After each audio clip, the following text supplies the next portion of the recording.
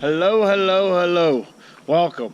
I'm Tom. If this is your first time stopping in and you like what you see, please subscribe and like the video.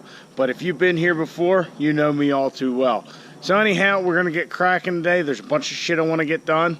We got a boost tube to fix because I took the truck over to my buddy's house on Saturday night to do a little trap shooting. So I figured I'd take the truck, see how she'd perform. Probably about the first time I really laid into it, and the boost gauge probably went from like 20 to 60, like that, and then there's a pop.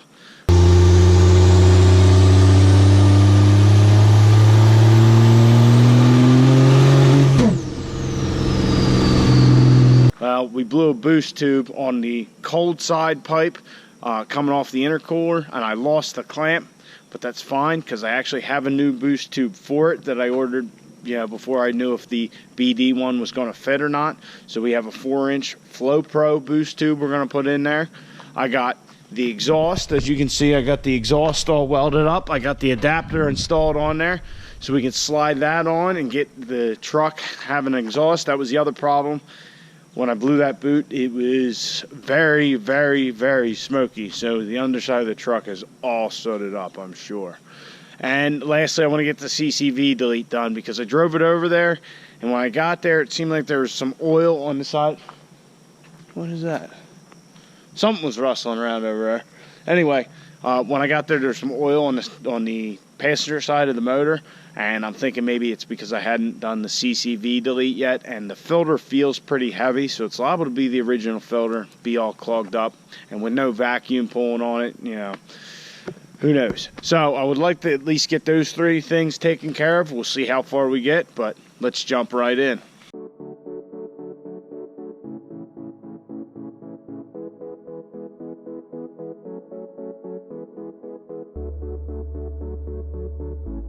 Alright, so I got the BD one out.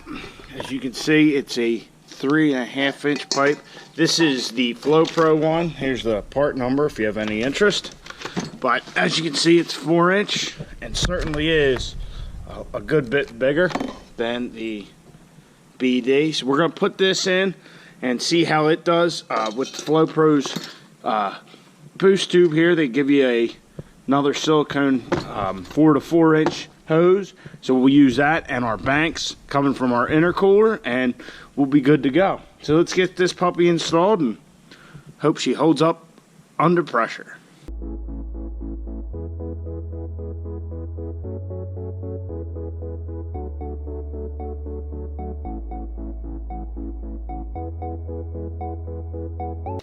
We got our 4-inch boost tube. It was definitely a lot more of a pain in the ass than I thought it would be. I mean, my arms are all marked the hell up. Yeah, it's a tight squeeze. It's hard moving the boots and all that, but yeah, hopefully it doesn't blow again. At least not the first time we get it into some actual boost.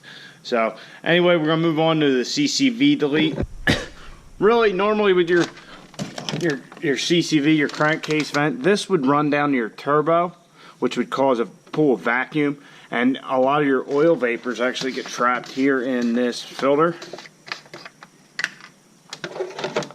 right there.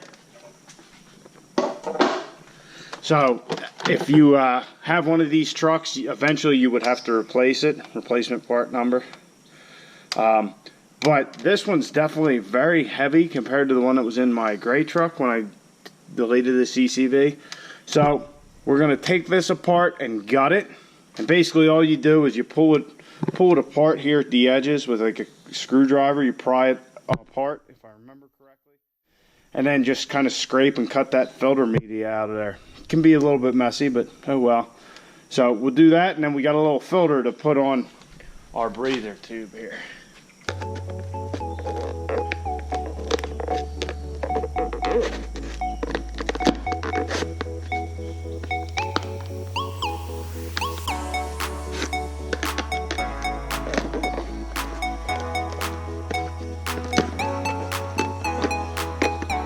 Yeah, just pry and work it. You can actually hear stuff popping and the material coming off. Alright, there it is. Look at that fucking mess.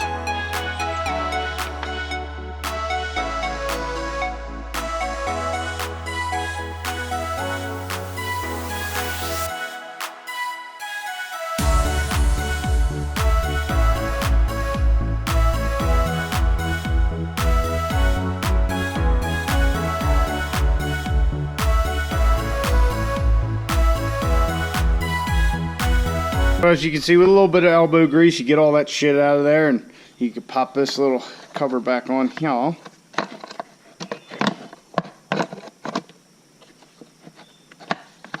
then it goes the other way. Yeah, there we go. All right, just pop that. Set your filter back on there. Now, why gut this filter rather than just remove it? Well, by gutting it, you're actually creating a little bit of a labyrinth. So everything's got to come up. All the vapor has to come up through those holes and then out to here. So you'll trap a lot more oil into this filter housing, and then it'll drain back into your motor. So to finish this off, I got this valve cover, I guess, or CCV cover that we have. We have this port here. Now you can just take heater hose, as a couple of you have said in the comments, and run it down to the frame rail, just let it drain to the ground. But I like the look of having a little filter in there. So I picked this filter up at AutoZone, as well as this little hose, which it's not exactly the right size. So what we're going to do is kind of what I have on my gray truck. We're just going to 90 it up here and have our little filter sitting, and it'll just look all nice and sweet like. So we may have to massage these parts a little to get them to fit, but this was the easiest way to get like a molded hose that I could find. So we're going to go ahead and do that and bolt everything back together.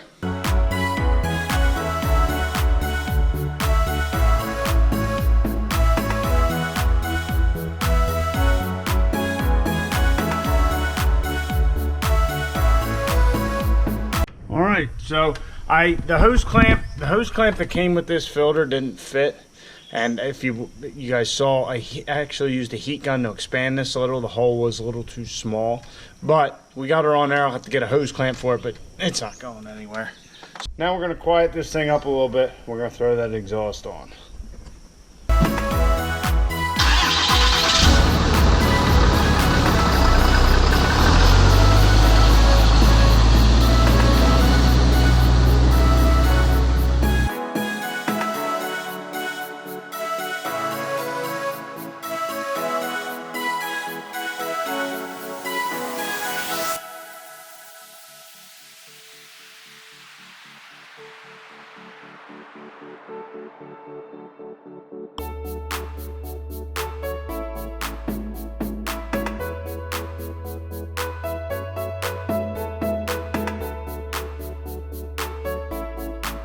I must say that is one of the easiest exhaust installs I've done.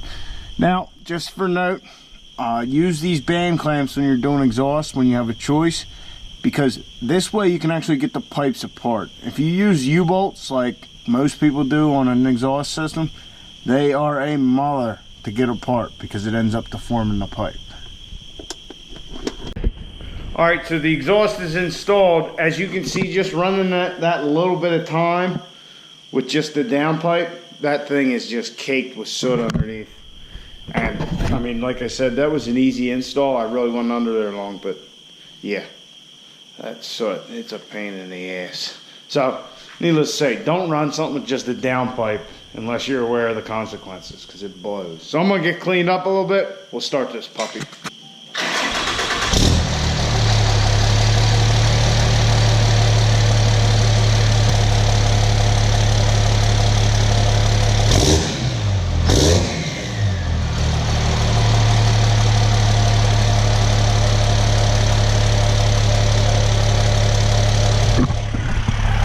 We're all sorts of incognito now. Let's take her out.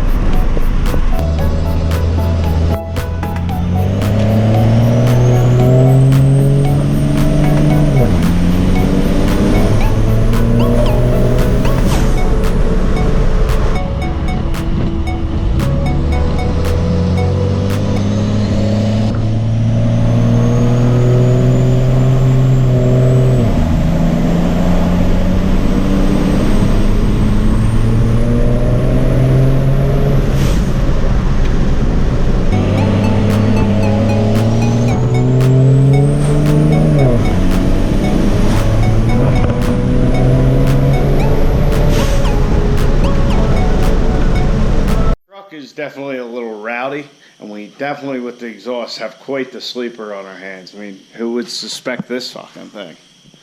But you saw the boost gauge went up to like 60 pounds or so, and I mean the truck, when you'd lay into it, I could hear the tires started to smoke.